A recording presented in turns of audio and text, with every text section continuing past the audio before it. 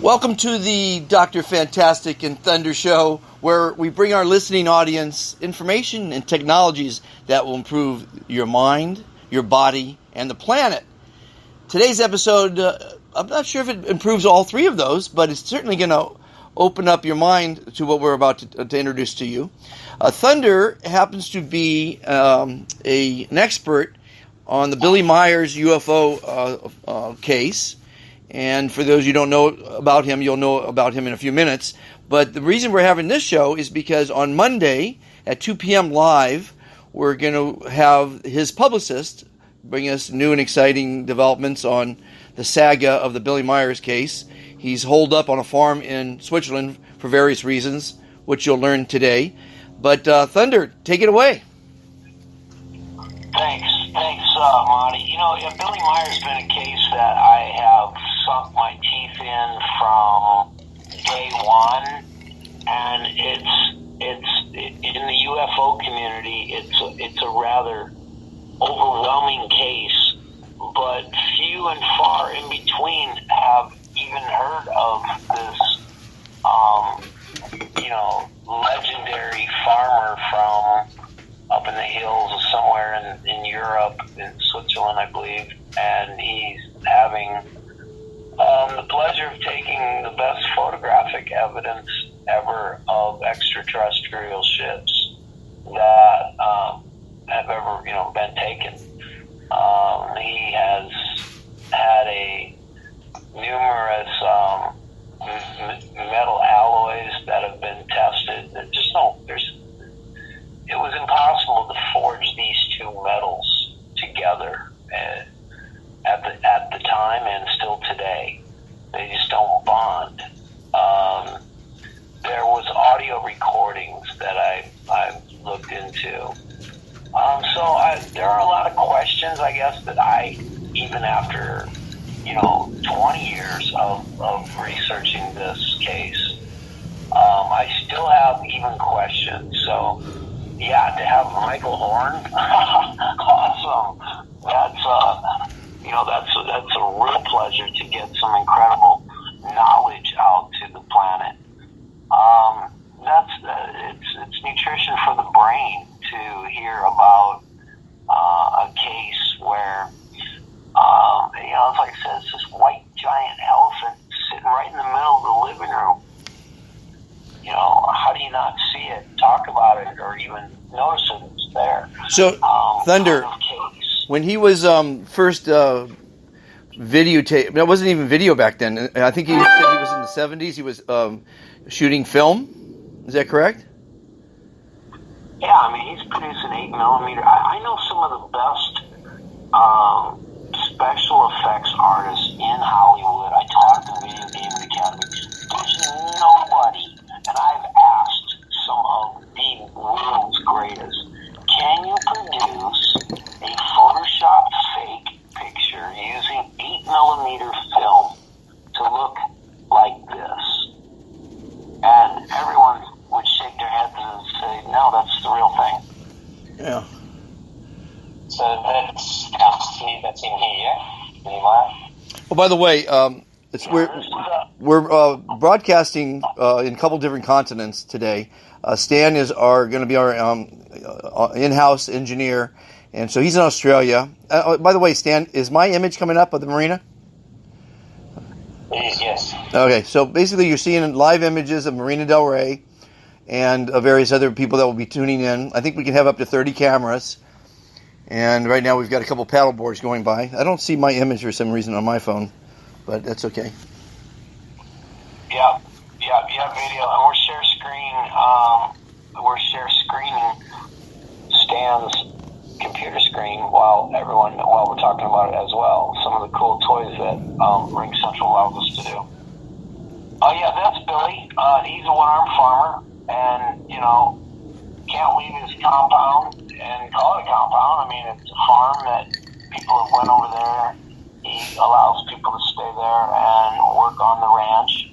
And, if the vibe is right, ask questions and get to see some of the other, just mind-blowing things that these members over there have reported. Billy would walk into a kitchen, and then moments later come walking into the front door and say, I've been gone for 3 days. You're not going to believe this. But he was only gone 15 seconds. It's a case where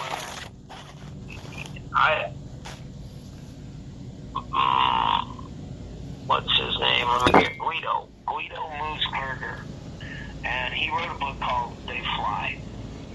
And that book, when it was released, had 3 stops, LA, Las Vegas, and New York, for a slide presentation of Billy's photographs.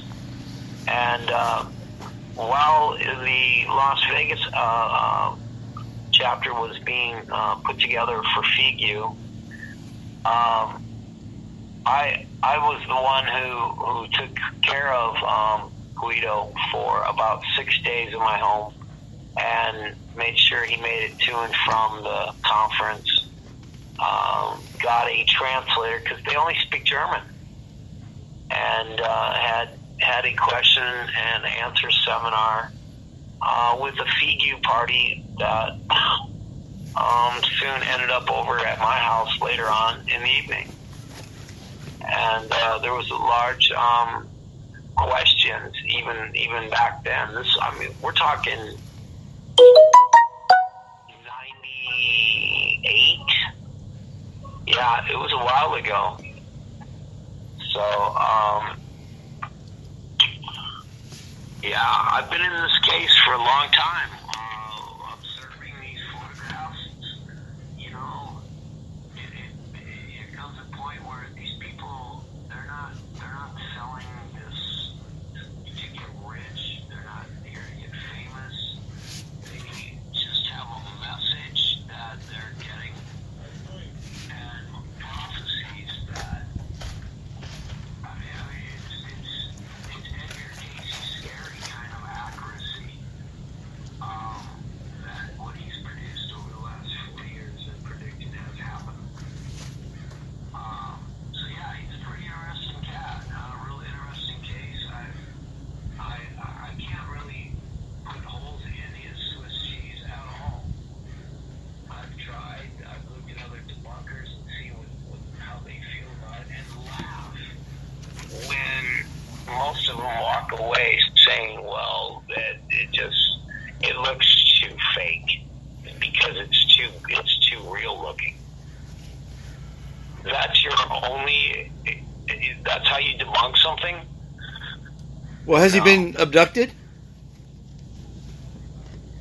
He's went aboard a relationship with being, and I'm not well on pronunciation, if it is Shamaji or Semaji, but they both are spelled, and maybe Michael will certainly be able to help us out on that.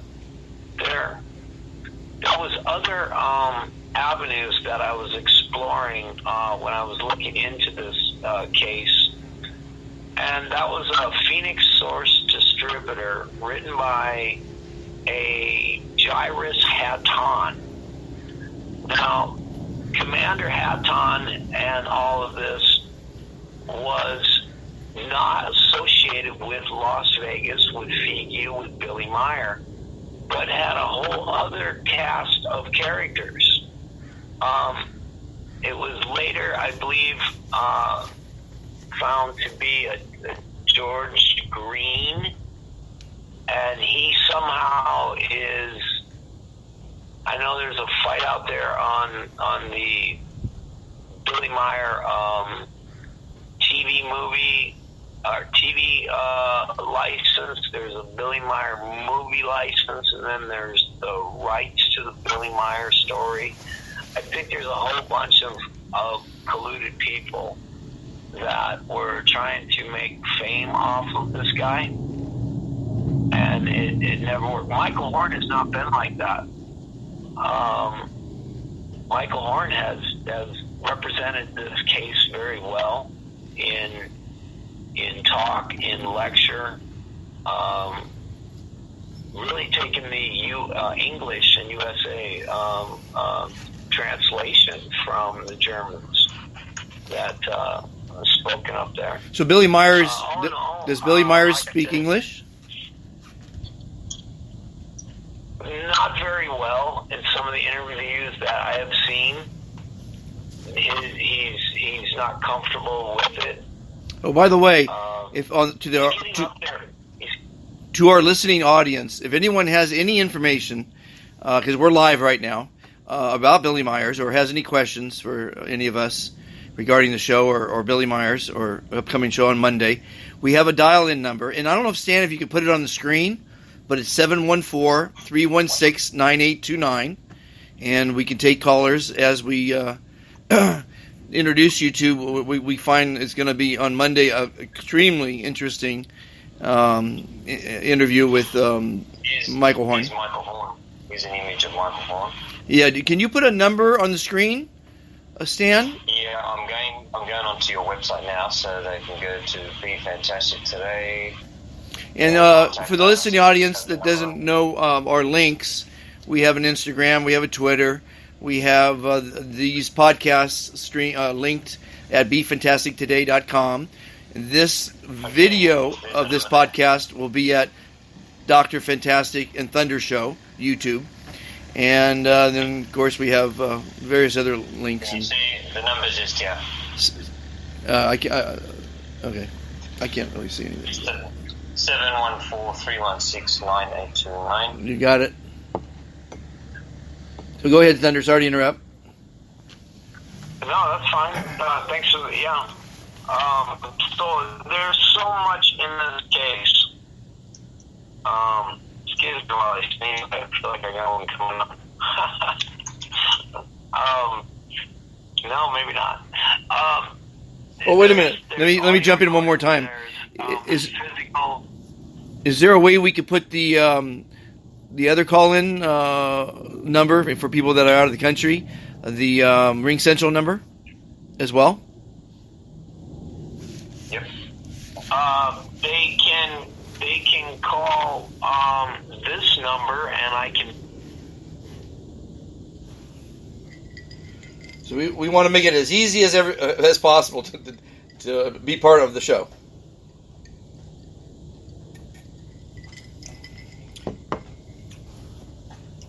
We're trying to break new ground technologically here.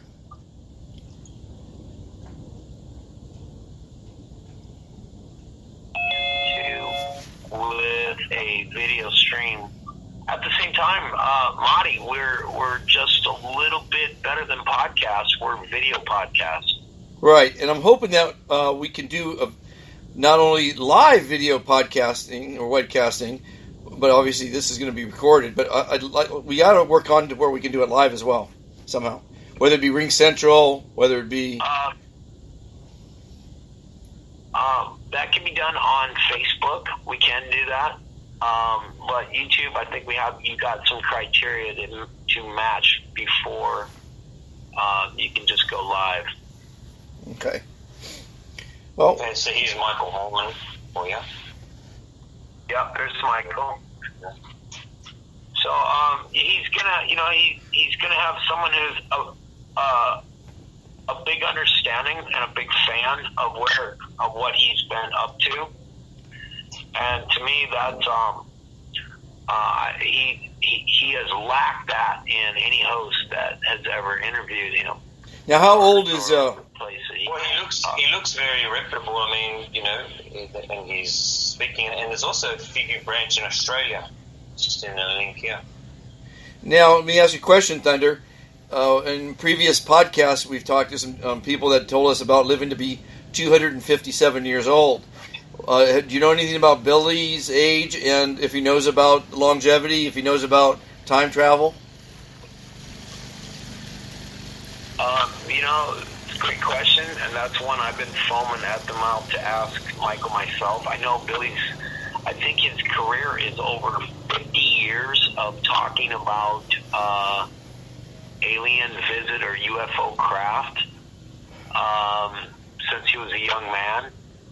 but I want to say he's in his 70s today. I don't know that answer for sure, but the Fred Bell questions I have out of Orange County, Alexander Graham Bell's nephew, what his relationship was with, if any, with Michael Horn, or did Fred Bell and Billy ever meet? I'm curious to know that. Do you know Fred Bell? I knew Fred Bell very well. Is he passed? Not very well. I knew Fred Bell by all of his work, and then went to lectures with Fred Bell, and there's one photograph floating around out there with me and Fred. Has he passed? Yeah, he died during the Jesse Ventura conspiracy theories talk on Tesla death ray and weaponry. After he opened up a pretty big can of worms for a book that he released too, and named everybody who's in, just big pharma, and everybody who's in that book wasn't happy their name was in that book. But there's a lot of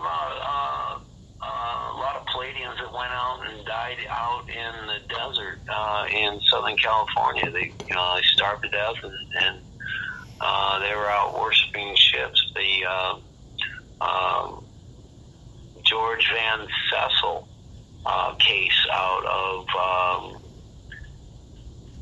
Landers, California, the Integratron. Is Billy?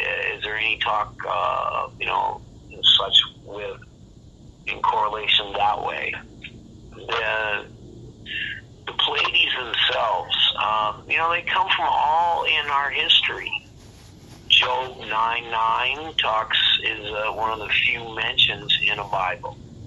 The Dongi were worshiping the 7 star sisters of Africa. The Native American lore, there were 7 sisters who jumped on top of the rock out in that one they used in Close Encounters, Devil's Tower, Wyoming. And the grizzly bear clawed the giant tree as it was saving the 7 young girls. The 7 stars of the Pleiades, Subaru, let's not forget that. Subaru has 7 stars on the front hood of their cars, and it wasn't until the 7th star in Hubble's telescope in '96 told us that there was 7 stars, and confirming the African tribes and the Aborigines, and all of these numbers of ancient lore of these Pleiadians fit. So from time cosmos, there is a unique communication with a few people here on the planet, apparently, and guys like Fred Bell and Billy Meyer are those types of people. Well, certainly coming out and telling people about anti-gravity or new technologies, curing of cancer, certainly disrupts society. It's a balanced society, and they don't want to come out, especially the Illuminati, don't want us coming out with things that take away their power or their money. Not with a smile. No.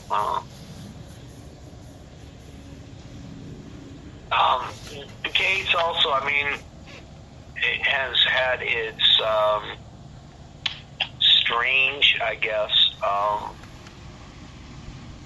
fraudulent claims by a radio personality who just wanted to fraud the whole case.